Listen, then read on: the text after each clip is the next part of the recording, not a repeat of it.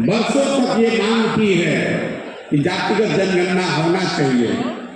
अच्छा है, खराब है, लेकिन इस सर्वे ने एक बात तो जरूर दिखाया कि 30-35 बरस से जिन लोगों ने, जिन नेताओं ने आपके नाम पर राजनीति की है, आपके और आपके वोट की ताकत से कुर्सी पर बैठे हैं, उनके कुर्सी पर बैठने से आपके जीवन में कोई फर्क नहीं आया, आपके बच्चों के जीवन में कोई फर्क नहीं आया।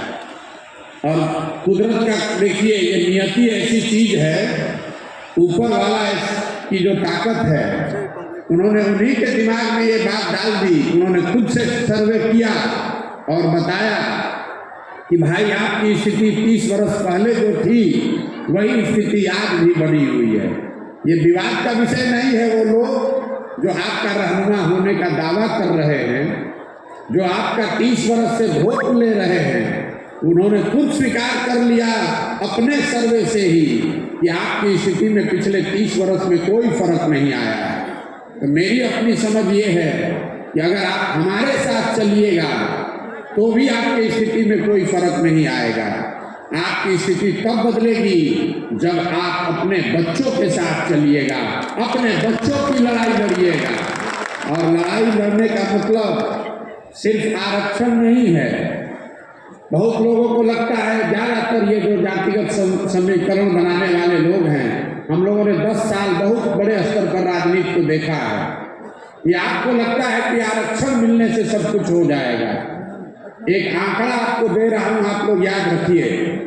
पूरे बिहार में चपरासी से लेकर मुख्य सचिव तक जितने लोग नौकरी, सरकारी नौकरी करते हैं, उन सब की संख्या को, अगड़ा, पिछड़ा, दलित, मुसलमान, सब की संख्या को अगर जोड़ दीजिएगा तो आपको पता चलेगा कि सिर्फ 1.57% मतलब 1.5% ही बिहार की आबादी सरकारी नौकरी करती है।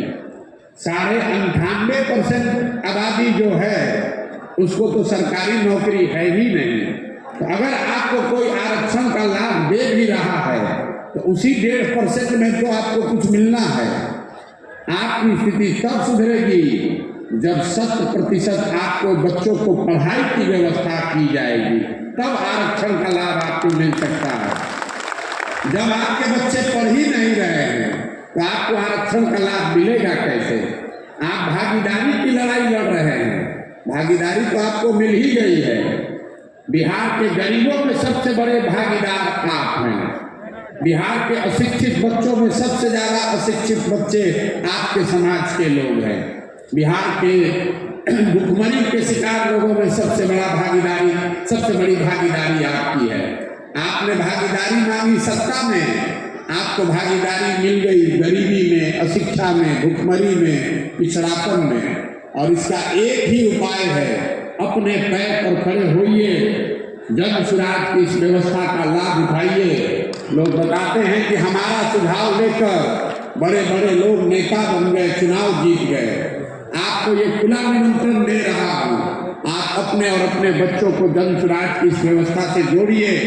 मेरे पास जो भगवान का दिया हुआ शक्ति, बुद्धि, साधन है, वो सब कुछ आपके पीछे, आपके बच्चों के पीछे लगेगा। किसी का झंडा लेकर मत घूमिए। अगर झंडा लेकर चलिएगा आपका भला कभी नहीं होगा। अभी ये अधिवेशन आज शताब्दी समारोह में शुरू हुआ है।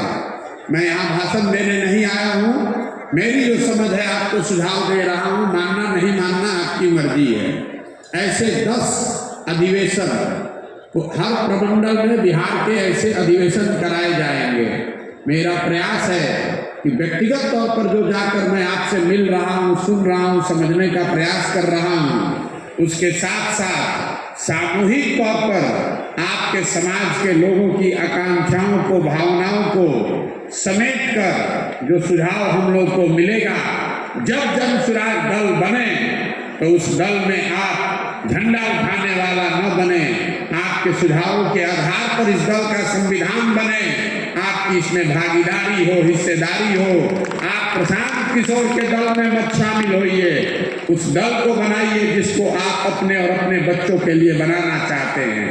एक ईंट प्रशांत किशोर की है एक ईंट आप अपनी ओर से भी लगाइए और भरोसा रखिए। लोग बताते हैं कि पिछले 10 साल में मैंने जिसका भी हाथ पकड़ा है वो कभी चुनाव नहीं हारा है। अगर आपका भी हाथ पकड़े हैं और आप खड़े होइएगा, आपको भी हारने नहीं देंगे, ये भरोसा रखिए। हम उनमें से नहीं हैं जो चुनाव लड़ने के लिए लड़ता है, राजनीति करने के लिए राजनीति कर रहा है। अगर बिहार में आए हैं तो ये आप मान कर चलिए कि बिहार को जीतने का पूरा खाका दिमाग में बना कर लाए हैं।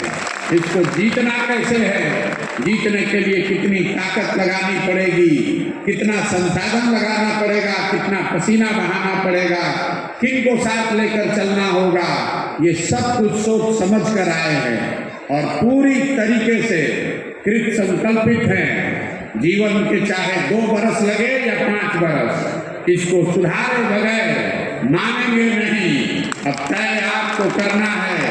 आप आइए, जुड़िए और पहले अपने जीवन काल में अपने बच्चों की जिंदगी को बेहतर होते देखिए। और ये बेहतर प्रशांत किशोर के प्रयास से नहीं, अपने प्रयास से, अपनी ताकत से, अपने पुरुषार्थ से आप इसमें जुड़िए। मैं यही आपको कहने आया हूँ। जननायक कर्पूरी ठाकुर जी का आज शताब्दी समारोह के